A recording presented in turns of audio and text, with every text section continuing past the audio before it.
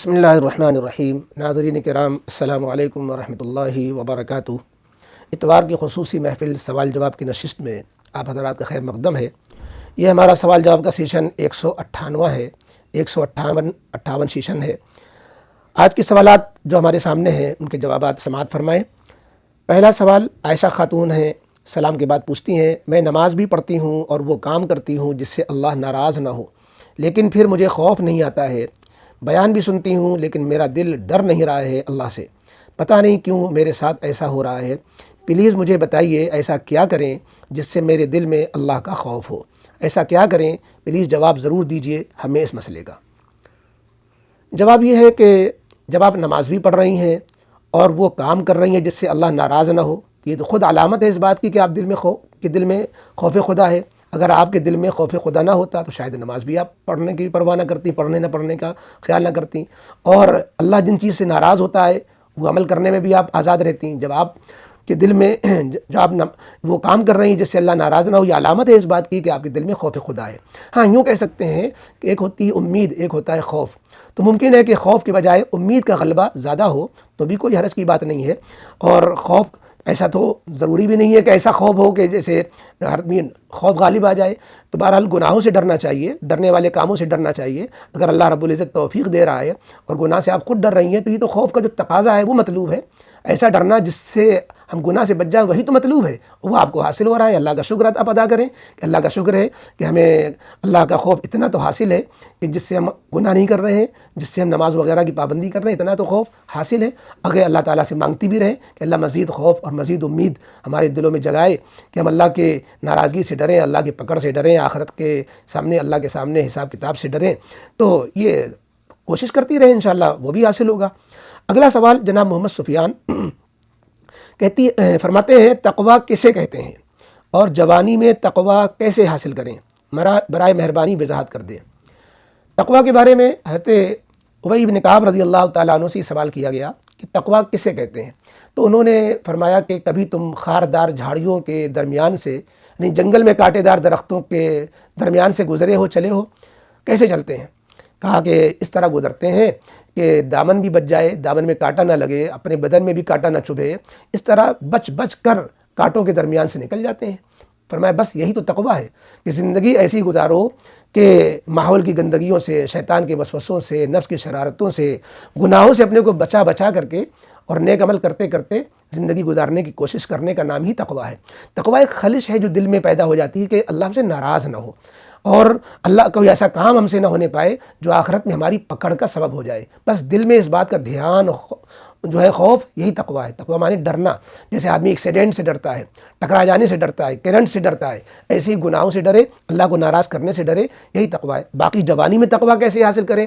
یہ بچپن کی تربیت اور بڑوں کی تربیت کے نتیجے میں انسان جب پروان چڑھتا ہے تو یہ خود اس کو حاصل ہو جاتا ہے، لیکن اگر ایسا نہیں ہے تو پھر ایسے لوگوں کی صحبت اختیار کرے جو متقی لوگ ہیں، اہل اللہ کی صحبت، اللہ کا ڈر جن کے دلوں میں ہے ان کے پاس بیٹھنا، اس سے یہ جلدی تقویٰ پیدا ہوتا ہے۔ باقی اللہ کی نعمتوں کا دھیان، مرنے کے بعد کی زندگی کا خیال، یہ چیزیں جو انسان کے دل میں تقویٰ لاتی ہیں۔ گناہ ہو جائے فوراً اپنے کو توبہ کر لے اور اللہ کے عذاب سے، جہنم کا تصور کر کے اپنے کو بچائے، تو جوانی میں جو چیز بڑھاپے میں حاصل ہو سکتی ہے جوانی میں بھی حاصل ہو سکتی ہے۔ ہاں، جوانی میں بلکہ جوانی کا نوجوان کا تقویٰ بھی نوجوان ہوگا، جوانی کی صلاحیت بھی جو ہے جوان ہوگی، لہذا جو ہے اللہ تعالیٰ کو اس نوجوان کی عبادت و تقویٰ زیادہ پسند ہے جو جوانی میں اپنے جذبات کا غلط استعمال کر سکتا ہے، پھر وہ اپنے جذبات کا اچھا استعمال کرتا ہے، اور جو تنہائی بھی اللہ سے ڈرتا ہے تو پھر وہ زیادہ اللہ کے قابل تعریف ہوتا ہے۔ فرشتوں پر اللہ رشک فرماتے ہیں، دیکھو میرا نوجوان بندہ تنہائی کے اندر بھی مجھ سے ڈر رہا ہے، حالانکہ گناہ کر سکتا ہے، نہیں کر رہا ہے۔ تو انشاءاللہ اللہ سے مانگے، اور سب سے وہی آخری بات یہی کہ اللہ سے تقویٰ مانگیں گے، تقویٰ نصیب ہو جائے گا، اس کے لیے کوشش ہے اللہ والوں کے ساتھ بیٹھنا وغیرہ۔ اگلا سوال الزان احمد، سلام کے بعد انہوں نے پوچھا، سیرت پر کچھ اچھی کتابیں بتا دیں، تفصیل اور مختصر دونوں۔ سیرت پر ماشاءاللہ بڑا اچھا مواد اردو میں، ہندی میں، انگریزی میں، سب زبانوں میں موجود ہے۔ مختصر کتابیں قاری سید صدیق احمد صاحب باندھوی رحمۃ اللہ علیہ کی کتاب ہے سیرت سید المرسلین۔ اسی طریقے سے مولانا علی میاں رحمۃ اللہ علیہ کی والدہ ہیں امت اللہ تسنیم صاحبہ، ان کی کتاب ہے ہمارے حضور، بچوں کے لیے بہت اچھی کتاب ہے ہمارے حضور صلی اللہ علیہ وسلم۔ اسی طریقے سے اور مفتی شفیع صاحب رحمۃ اللہ علیہ کی کتاب ہے مختصر سیرت خاتم الانبیاء، اور بھی کتابیں ہیں، تاریخ اسلام مولانا محمد میاں، یہ مختصر کتابیں ہوئیں۔ تفصیلی کتابوں میں جو ہے قاضی سلیمان منصور پوری کی کتاب سیرت رحمت للعالمین، مولانا علی میاں کی کتاب نبی رحمت، اور اسی طریقے سے 3 جلدوں میں ہے سیرت المصطفیٰ مولانا ادریس کاندھلوی رحمۃ اللہ علیہ کی۔ یہ سب کتابیں چھپی ہوئی بآسانی کتب خانوں میں مل جاتی ہیں، آپ ان کا مطالعہ کریں۔ اور سب سے ضخیم کتاب ہے، کئی جلدوں میں، 9 جلدوں میں تقریباً، سیرت النبی علامہ شبلی اور سید سلیمان ندوی رحمہ اللہ کی، اس کا بھی مطالعہ کیا جا سکتا ہے۔ بہرحال یہ سیرت کی کچھ کتابیں تھیں۔ اگلا سوال خان صاحب پوچھتے ہیں، حنفی کا عصر کی نماز شافعی کے وقت میں پڑھنا، ہماری پہچان میں کچھ لوگ ہیں جو پورے سال میں ظہر کی نماز شافعی کے ظہر کے وقت ختم اور عصر کا وقت شروع ہو جانے کے بعد اپنی ظہر پڑھتے ہیں، اور کبھی ان کو سفر میں جانا ہوتا ہے تو عصر کی نماز شافعی کے وقت پڑھ لیتے ہیں، کبھی انفرادی کبھی شافعی مسجد میں جماعت کے ساتھ۔ تو کیا انہوں نے جتنی بھی ظہر پڑھی سب قضا کہلائیں گی، یا جو عصر پڑھی وہ صحیح نہیں ہوں گی؟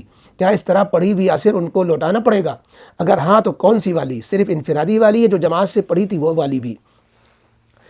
دیکھیے، یہ جو طریقہ ان کا ہے جو آپ نے لکھا، جن کو آپ کہہ رہے ہیں ہماری پہچان میں کچھ لوگ ہیں جو ایسا کر رہے ہیں، یہ بڑی بے احتیاطی وہ کر رہے ہیں، احتیاط کے خلاف عمل کر رہے ہیں۔ جہاں تک نماز ہو جانے کا سوال ہے، نماز تو ہو جا رہی ہے، اس لیے کہ اختلافی مسئلوں کے اندر جو احتیاط پہ عمل کرنا چاہیے، لیکن کوئی بھی احتیاطی کرے تو نماز ہونے نہ ہونے کی جہاں تک تعلق ہے تو نماز ہو جاتی ہے۔ پھر یہ شافعی مسلک میں ظہر کا وقت ختم جو ہو جانے والی بات ہے اور عصر کے وقت شروع ہو جانے والی، یہی مسلک تو صاحبین کا بھی ہے، امام ابو یوسف، امام محمد رحمہ اللہ کا۔ تو آپ یوں کہے نماز پڑھنے والا شخص کہ ہم صاحبین کے مسلک پر، سفر کی حالت میں صاحبین کے مسلک پہ عمل کر لیتے ہیں، اور لہذا جو ہے ہم اپنے مسلک کے دائرے سے باہر نہیں گئے، بس یہ کیا کہ ہم نے ترجیح کے اعتبار سے امام حنیفہ کے قول کو سفر کی ضرورت سے راجح قرار نہ دے کر کے سفر کی ضرورت سے صاحبین کے قول پہ عمل کر لیا۔ تو اس تعویل سے، جبکہ اس میں اپنی نفسانیت کا دخل نہ ہو، خدا نخواستہ اس میں نفسانیت کا دخل ہوگا تو پھر بات گڑبڑ ہو جائے گی کہ جو ہے معمول بنا لیا، جیسے آپ نے کہا کہ ظہر کی نماز لیٹ پڑھنا، تو کوئی عذر ہے تو بات ہے، ورنہ ظہر کی نماز ایسے وقت میں پڑھ لینی چاہیے کہ کسی کے نزدیک بھی وقت ظہر کا ختم نہ ہوا ہو، اور عصر کا وقت ایسے وقت میں پڑھنا چاہیے، عصر کی نماز کہ کسی کے نزدیک بھی وقت شروع ہونے میں کوئی کسر باقی نہ رہ گئی ہو۔ تو یہ زیادہ احتیاط والی بات ہوگی۔ سفر کی ضرورت میں آگے پیچھے کرنے کی گنجائش بہرحال ہے، اور دوسروں کے فعل میں زیادہ نہیں پڑھنا چاہیے، اپنا اپنا دیکھنا چاہیے۔ اگلا سوال زیدان وسیم سلمہ کانپور سے، انہوں نے کمنٹ میں سلام کے بعد پوچھا، اگر اتحیات میں شک ہو کہ کوئی غلطی ہو گئی ہے تو کیا اتحیات کو دہرا سکتے ہیں؟ مفتی طارق مسعود صاحب نے بتایا تھا کہ اتحیات کو جان کر دہرانے سے نماز دہرانی پڑتی ہے۔ دیکھیے، پورا مسئلہ یہ ہے کہ اتحیات 2 جگہ پڑھی جاتی ہے، قاعدہ اولیٰ میں، قاعدہ اخیرہ میں۔ قاعدہ اخیرہ میں اگر آپ نے اتحیات دہرا بھی دی بغیر غلطی کے بھی، تو صحیح قول کے مطابق سجدہ سہو نہیں ہے، نماز دہرانے کا مسئلہ بھی نہیں ہے۔ لیکن اتحیات کو اگر دہرا دیا قاعدہ اولیٰ میں، تو اب اگر کوئی لفظ چھوٹ گیا تھا اس کو پڑھ لیا ہے آپ نے، پھر 1-2 کلمے دہرا دیے، تب تو کوئی بات نہیں۔ لیکن اگر کوئی غلطی نہیں ہوئی، خام خواہ اتحیات کو دہرا رہے ہیں اور پوری اتحیات دہرا رہے ہیں، زیادہ حصہ دہرا دیا آپ نے، تو پھر ایسی صورت میں جو ہے آپ پر سجدہ سہو آ جائے گا۔ یہ قاعدہ اولیٰ میں اتحیات کے دہرانے پر جو ہے سجدہ سہو واجب ہو جاتا ہے، جان بوجھ کے ایسا کریں گے تو نماز دہرانی پڑے گی۔ یہ ہے جا کے پورا مسئلہ۔ اگلا سوال عبد الباسط صاحب منڈی بہاؤالدین پاکستان سے، انہوں نے ایک آڈیو میں سوال کیا ہے اور کہا مفتی صاحب برائے مہربانی جواب لازمی دیجیے گا۔ جو ان کی آڈیو ہے ذرا دیکھیں، مختصر سن لیتے ہیں۔ السلام علیکم ورحمۃ اللہ وبرکاتہ۔ حضرت ایک سوال پوچھنا تھا کہ قاری قرآن حضرات حافظ لوگ آج کل اپنے ایک تو بچے ڈھونڈنے کے لیے اور دوسرا چینل کو مونیٹائز کرنے کے لیے وہ کیا کرتے ہیں کہ وہ روز کی تلاوت کر کے یوٹیوب پہ اپلوڈ کر دیتے ہیں، تو جب چینل مونیٹائز ہو جاتا ہے تو پھر اشتہارات بھی چلتے ہیں، تو ان کا یہ فعل کرنا کیا درست ہے؟ ان کا سوال کا منشا یہ ہے، پوری آڈیو میں جو بات آئی ہے کہ یوٹیوب پر جو لوگ اپنی ویڈیوز قرات کی، دینی پروگرام کی یا کوئی نعت وغیرہ کی یہ جو اپلوڈ کرتے ہیں، پھر چینل کو مونیٹائز کراتے ہیں، پھر اس میں اشتہارات چلتے ہیں اور اشتہارات بعض دفعہ بہت خراب بھی ہوتے ہیں، تو اس طرح کرنا، اپنے چینل کو آگے بڑھانے کے لیے اپلوڈ اس طرح کرنا اور پھر لوگوں میں چینل سے کمائی کرنے کی کوشش کرنا، یہ کہاں تک صحیح ہے؟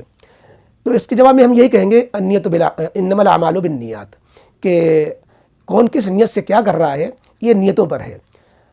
ہجرت ایک فرض عمل اور ایک بہت نیک عمل ہے، لیکن نبی کریم علیہ الصلوۃ والسلام نے فرمایا کہ جس نے ہجرت کی کسی عورت کی خاطر، جس نے ہجرت کی کسی دنیا کی کسی اور غرض کے لیے، تو اس کی ہجرت صرف اسی کی حد تک رہے گی، آخرت میں اس کا کوئی ثواب نہیں رہے گا۔ لیکن جس نے ہجرت کی اللہ اس کے رسول کی رضا کے لیے، تو اس کی ہجرت اللہ اس کے رسول کے لیے رضا کے لیے مانی جائے گی۔ یہاں پر بھی یہی ہے کہ یوٹیوب چینل پر بہت سے لوگ بڑی بڑی دینی خدمات بھی انجام دے رہے ہیں، اور بہت سے لوگ جو دنیا کمانے کے لیے بھاگ دوڑ میں لگے ہوئے ہیں، تو جس کی جیسی نیت ہوگی اس کے ساتھ ویسی معاملہ ہوگا۔ بہت سے لوگ یوٹیوب سے جو ہے ثواب کما رہے ہوتے ہیں۔ جہاں تک اشتہارات کا معاملہ ہے تو اشتہارات اپنے اختیار میں نہیں ہوتے، آپ ان سے اپیل تو کر سکتے ہیں یوٹیوب والوں کے ہمارے ایسے اشتہارات نہ لگائیے جس میں غلط ہوں، ننگے ہوں اور ایسی چیزیں ہوں، اس کے باوجود بھی وہ اشتہار لگانے والے آزاد ہوتے ہیں۔ آپ بالکل سے منع کر دیں کہ ہمارے یوٹیوب میں کوئی اشتہار نہ لگایا جائے تو شاید وہ اشتہار نہ بھی لگائیں، اور یا ہو سکتا ہے کہ کوئی اس کا نظام ہو۔ تو بہرحال یہ نیتوں کے اعتبار سے ہے، اور جہاں تک اس کی آمدنی کا مسئلہ ہے تو ہماری جدید مسائل میں یوٹیوب کے ذریعے کمائی کرنے پر ایک جو ہے ویڈیوز موجود ہے، ویڈیو اس کو آپ سن لیں گے تو اس میں یہ حکم آ گیا ہے کہ کس طرح کی آمدنی، کتنی آمدنی جائز اور کتنی ناجائز ہے۔ اگلا سوال، بنت آدم، کسی پردے دار جوان لڑکی کا غیر شرعی شادی میں جانے کا کیا حکم ہے؟ جہاں بے پردگی کا پورا اندیشہ ہو اور غیر شرعی رسمیں جیسے ہلدی اور گانے بجانے کا بھی پرابلم ہو، اور اگر یہ شادی کسی بہت قریبی میں ہو تو کیا کیا جائے؟ ایسی صورت میں لڑکی مکمل پردے میں جائے گی جس میں چہرے کا بھی پردہ ہوگا یا نہیں؟ مثلا برقع پہن کے جائے گی یا صرف سر پر حجاب کافی ہوگا؟ برائے مہربانی اس کا جواب عنایت کر دیں۔ اگر پہلے سے معلوم ہے کہ ہم جس جگہ جا رہے ہیں وہاں خلاف شرع چیزیں پائی جا رہی ہیں، گانا بجانا ہے، بے پردگی ہے، اور رت جگہ میں جو مانجھے میں جو خرافات ہوتی ہے وہ سب ہے، تو وہاں جانا، شرکت کرنا بالکل ناجائز ہے۔ اور جہاں تک ہے کہ اپنے خاص بہت ہی قریبی لوگوں میں اس طرح کی شادی ہے تو اس میں بھی جانا جائز نہیں ہے، لیکن تعلقات خراب نہ ہوں، رشتہ داری کے تعلقات برقرار رہے، اس کے لیے آپ ایک دن پہلے ایک دن بعد میں جائیں اور ان سے جا کر کے بتلا دیں کہ بھائی ہم اس لیے نہیں آئے تھے یا ہم اس لیے نہیں آ پائیں گے، یا یہ اس سے برات کا اظہار کر دیں کہ ہمیں آپ کے ہاں سے کوئی لڑائی نہیں، کوئی تعلق نہیں، ہمارا یہ ہدیہ قبول کریں، ہمارا یہ تحفہ قبول کریں، اور ہم اس لیے نہیں آ پائیں گے کہ ہم اللہ کو ناراض نہیں کرنا چاہتے ہیں۔ اور حدیث پاک میں آتا ہے کہ مخلوق کی رضامندی اور مخلوق کی اطاعت اسی حد تک جائز ہے جس حد تک جو ہے اللہ اس کے رسول کی نافرمانی نہ ہو رہی ہو۔ اس اصول کو سامنے رکھیے کہ جہاں اللہ اس کے رسول کا حکم ٹوٹ رہا ہے ہم وہاں نہیں جائیں گے، جہاں نہیں ٹوٹ رہا ہوگا جائیں گے، لہذا اور جب جائیں گے تو اپنے کو شرعی پابندیوں کے ساتھ جائیں گے، پورے پردے کے ساتھ جائیں گے، اور جانے کے بعد بھی وہاں بے پردگی کا مظاہرہ نہیں کریں گے، وہاں غیر محرم کے سامنے نہیں بیٹھیں گے، غیر محرموں کے سامنے ہنسی ٹھٹا نہیں کریں گے۔ تو بہت احتیاط ہے، زمانہ کا بگاڑ ہے اور زمانے کا فساد ہے کہ بہت مشکل ہو رہا ہے پورے دین پہ عمل کرنا۔ جہاں تک ہو سکے اس پہ عمل کرنے کی کوشش کرنی چاہیے، جو بے احتیاطی تھوڑی موڑی اگر غیر اختیاری طور پر یا اختیاری طور پر ہو جائے تو بعد میں توبہ استغفار بھی کر لینا چاہیے اور آئندہ احتیاط کرنا چاہیے۔ اگلا اور آخری سوال، ثمر خان کہتے ہیں مفتی صاحب ایک سوال یہ ہے کہ پیشاب کر کے اٹھے ہیں تو ایسا لگتا ہے نماز میں یا کسی اور ٹائم کوئی قطرہ پیشاب کا آ گیا، اس سے کیسے استنجا حاصل کریں؟ اس کا جواب یہ کہ پہلے تو یہ کہ شک پر آپ عمل ہی نہ کریں۔ جب آپ نے پانی سے استنجا کیا ہوگا تو ہو سکتا ہے وہ پانی کا قطرہ ہو جس کو آپ پیشاب کا قطرہ سمجھ رہے ہیں، اور کیسے آپ یقین کر رہے ہیں کہ پیشاب کا قطرہ آ گیا ہے؟ جب یقین ہو جائے 100% تو پھر آپ کو وہ حصہ بھی دھونا پڑے گا اور وضو بھی دہرانا پڑے گا۔ اس لیے جو ہے شک پہ عمل نہ کریں، یقین ہو جائے تو یقین، وہ بھی یقین اس کا نام نہیں ہے کہ شک بڑھتا گیا تو اس کو آپ نے یقین سمجھ لیا۔ یقین نام اس کا ہے کہ آپ مثلا یہ عمل کر کے دیکھیں کہ بغیر پانی کے استنجا کریں اور ڈھیلے سے ٹیشو پیپر سے اس کو خشک کر لیں، پھر اس کے بعد اگر قطرہ آتا ہوا آپ کو دکھ رہا ہے، اس کا مطلب ہے پیشاب کے بعد آپ کو قطرہ آ جاتا ہے، پھر تو آپ جو ہے اس کو دھو لیں، ورنہ آپ جو ہے پانی سے استنجا کریں تو اس پر جو ہے دھیان دیں، اور جب یقین سے آپ کو ہو جائے کہ قطرہ آیا ہے تو اس کو پھر آپ رومالی بھی دھونا پڑے گی اور آپ کو وضو بھی دوبارہ کرنا پڑے گا اگر وضو کے بعد آیا ہے، پھر جا کے نماز آپ کی صحیح ہوگی۔ یہ تھے آج آپ کے سوالات و جوابات جو آپ کی خدمت میں رکھے گئے۔ انشاءاللہ پھر آئندہ ملاقات ہوگی۔ السلام علیکم ورحمۃ اللہ وبرکاتہ۔